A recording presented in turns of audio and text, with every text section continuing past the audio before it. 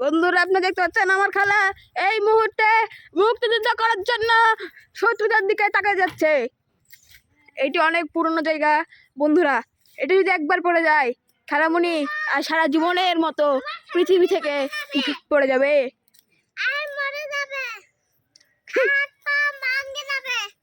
এই বাচ্চারা যেটা বলছে এটি সেই মুহূর্তে সঠিক।